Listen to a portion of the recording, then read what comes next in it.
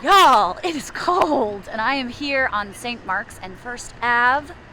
This is Flavors of New York. I'm Lala, and we're gonna check out Brooklyn Dumpling Shop for some very interesting dumplings. Hello. Welcome to Brooklyn Dumpling Shop. Thank you. I'm Lala. You must be Stratus. I am Stratus. The man behind Brooklyn Dumpling Shop. Okay, I'm walking in, and I immediately am just like, what is happening over here? These are your automats, correct? Yes. So we took the original Horn and Hardard, which was coin operated, and then what we did was we made it basically speak to your smartphone. So it's smartphone operated, but for the ones that are maybe might be a little too tech forward with the smartphone, we have the self-ordering kiosks. We have a few more years of this, but it's all going into smartphone technology. Absolutely. Do you hear this? The dumplings of the future. Which I guess leads me to my next question. Why dumplings? Well, I've owned Chinese restaurants for 15 years. And when I created Brooklyn Chop House, that was my last venture. I wanted to mix Beijing Chinese with an American steakhouse. I think the Chop House steakhouse model has never been shaken up or disrupted the last 150 years. And what I mean by that is if you go to a great steakhouse, the steaks are great, but everything else feels like an afterthought. So what we did is we created LSD, salt and pepper, ginger garlic lobster, Peking duck, married with that porterhouse, both staying true to their cultures. But I put it together. When it got down to the dumplings, I said I didn't want to just do pork, crab, shrimp, and veggie. I wanted to do pastrami, the Reuben, the bacon cheeseburger. Yes. So to me, the way I introduce great foods to my kids, I introduced them in dumplings. If they wouldn't eat fish and vegetables when they were kids, I'd make it into a dumpling and they were enjoying fish and vegetables. Isn't that crazy? You just wrap it up in a little... It's not intimidating. And then people can't see it and they don't know what's inside it. It's not intimidating. So basically we're taking all of these interesting ingredients. We're making them approachable. I call it the house of the 1.5 ounce sandwich. Okay. What it That's is. basically what they are. You got flour or gluten-free dough wrapped around a protein, and that to me is a sandwich. It's just a 1.5 ounce sandwich. And that's why we created our own lane. We do have traditionals like pot stickers and the pork and the veggie, but then we get down to peanut butter and jelly, Tex-Mex, bacon cheeseburger, lamb gyro, and then we stay true with the dumplings with how they would have been like in a pita bread with a gyro, or a yito we call it in Greek. We have the tzatziki dressing. The Reuben has the Russian dressing. The pastrami has the spicy mustard. So we have the sauces like you'd be actually enjoying a 1.5 ounce sandwich. He's crossing all sorts of cultural lines here, people, and making it accessible. Basically any flavor you want. Well, I was brought up in a traditional Greek family, many restaurants, and I think that cultures actually food brings cultures together. Absolutely. The best way to learn about people is to eat their food. Of course. Yeah. Yeah. Every culture has a dumpling. From a pierogi to a baklava. Everybody has some kind of dough wrapped in a protein. Exactly. So I can't wait to try. Thank you. We're going to get a few things out here, huh? Yeah, we're going to try. All right. You have several locations. Congratulations. That's amazing. And this is your kitchen. Tell me a little bit about your process. Yeah, so we make all the dumplings through these machines. Everything is basically the fillings we create with our chefs. And then from there, the dumplings become packaged, like we have here. You can see them in the packages. And then from there, we steam it to griddle or steam it to crispy. Very simple process, simple operation. Everything is, all the recipes are by us. And it's a really simple thing. I mean, everything is wrapped up like a little sandwich. And you can take some home if you like as well. Yeah, so they're very easy to prepare. You steam them for 3 minutes, and then you either fry them, or you just basically griddle them on a flat grill or a pan with a little vegetable oil. Awesome. Fun concept. And I love being able to watch as well. Yeah, so that's a very good question, because people that have come out with the automat, they've actually failed. And I'll tell you why, because it leads to your question. The automats of other types of concepts, they filled up the whole restaurant wall-to-wall automat. So when people walked in, they had a little anxiety. Like, what's going on behind that tin box? Yeah. Even though it's metal, what's going on behind that box? And what's nice about the way we set up our restaurants, it's half glass kitchen, or at least a portion of glass kitchen, and then automat. So people see what's going on behind the box. I think it is important that people see an actual Especially human. in today's times. We're not just picturing robots back there. So People have it in their mind that, are they being made there? Is that like a microwave? I'm like, no. It's a full kitchen behind you But you don't need to be dealing with cashiers the same way we don't deal with toll booths. You know, Exactly. toll booth clerks. You know, we used to all freak out when the toll booths were removed from the highways.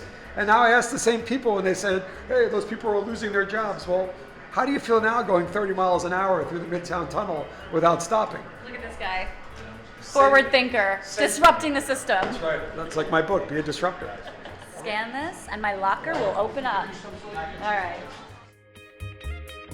What's fun about this is that when I've owned restaurants from like Philippe Chow and Brooklyn Chop House, the peanut sauce was very famous. So I took that famous peanut sauce and I added it to the waffle fries. And I will tell you that it's a match made in heaven. We're going so far to say hashtag no ketchup allowed. Because you're really having fries with the peanut sauce and the combination is like culinary made in heaven. All right, let's show the people at home. We've got these fries with this peanut sauce. I do Yeah. love a good peanut sauce and a waffle fry. Yeah. Oh yeah, I can get down with that. Yeah, so it's the famous peanut sauce that they do the chicken sautés, and now when you have it in a fast food setting, in a fast casual setting, there's nothing like it. I'll compare these delicious. fries to any fast casual restaurant. These are off the charts. Love a good sauce. All right, so there is a variety of things happening here. We have dessert going on here. Okay. This is the apple. This is peanut butter and jelly. I believe these are the chicken parm. Chicken parm. Yep. And then we've got Pot stickers. These are the Kung Pao pot stickers. So these would be your traditionals. Traditional as you're going to find at Brooklyn Dumpling Shop. And then basically, and sauces. yeah, some soy sauce just to give it a little flavor on top. Not too much because they're really flavorful as they are. All right, let's go for that one first. Yep. So this is like a gyoza. Yep. What's inside? The chicken and Kung Pao different types of chili peppers, but not overwhelmingly spicy because a lot of kids love it. This tastes like exactly what you would think it tastes like. Yep. Traditional, delicious. And one thing the chefs do here, which is a lot of fun, is that they take the traditional pot stickers, which you'll find in 99% of the places will only steam it. We actually make them crispy. So when you eat them crispy, they almost taste like a potato chip. I do love the crisp, the Yeah. crunch. And then still keeping it somewhat traditional, we've got a little pork, I'm gonna use my hands, got a little pork bun. Yep, and that's steamed. Nice and soft on the outside. Yummy flavor on the inside. But what I want to go for here is something slightly more obscure. We've got a chicken parm. You want obscure? There you go. You called it. Talk about the meeting of like Chinatown and Little Italy, right? They're basically next to each other. Well, This is going to encapsulate that in a dumpling. I can tell you very clearly, we have more competition with the deli than we do with those great dumpling shops in Chinatown. We really have very little in common with them. We have more in common what you'll find in a deli. It is definitely chicken parm Yep. with a nice, delicious, crispy To coating. me, it's like a new shape of like a calzone. It is, and it's fun, and it's warming, and it's yummy. Look at that. and kids love it because remember, it's not intimidating. You give kids like a plate of fish or a plate of vegetables, they'll look at you like they'll resist. You put it in a dumpling, it's fun. It's like a pizza dumpling. Pig in a blanket. I'm all for it. Pig in a blanket on steroids. We've taken dessert and made it into dumpling form. Not we, you. I can't take any credit for this. So we've got PB&J, y'all. All right, look at those. And apple crisp with cinnamon. 'tis the season for anything And apple. they have a choice of putting it a la mode with ice cream. There's a little Oh fluff. my God. That's the ones that don't have it a la mode. All right. So we do a little fluff. Again, I'm a big use my hands type of Yeah, person. please, yeah. And it's supposed to be sloppy. Mm. Get sloppy. It's filled with peanut butter, jelly on the outside. Fluff marshmallow. Is that marshmallow? And did I mention they're open 24 hours? So On weekends, yeah. I have a feeling that these do very well after the bars close. Not to sugarcoat it, no pun. It's great drunk food. And then we do. You can't see the floor at 3, 4, 5 in the morning on a Friday, Saturday, going into Saturday, Sunday. did we see this? The apple. Oh yeah, this speaks to me. This I'll sit here and just. It's like a hot apple pie, just in a different shape. It is exactly that. Little mini Hot apple pies. Yeah, who doesn't like? I mean, who doesn't like a small bite-sized apple pie? Who doesn't? And when you add it with they didn't do it for you, but when you add the ice cream to it, it's not fair. That's the best way to put it. It's not fair. It's really not fair. I don't care if you just can't stop eating. Right?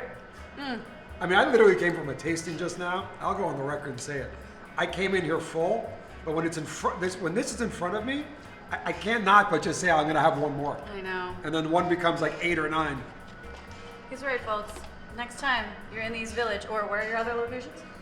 We have one opening in Garden City, Okay. Queens Place Mall, Staten Island, and Hoboken. There you go. As he says, while eating his own product because it's that good. Now I'm gonna go walk 100 blocks. So I walked in full. Now I can't even tell you how I feel, how full I am. But they're just, it's addictive. It's crave-worthy, and you eat them almost like potato chips. You heard it here, folks. I'm Lala for Flavors of New York. This is Brooklyn Dumpling Shop. Thank you for coming. We'll see you next time. Thank you.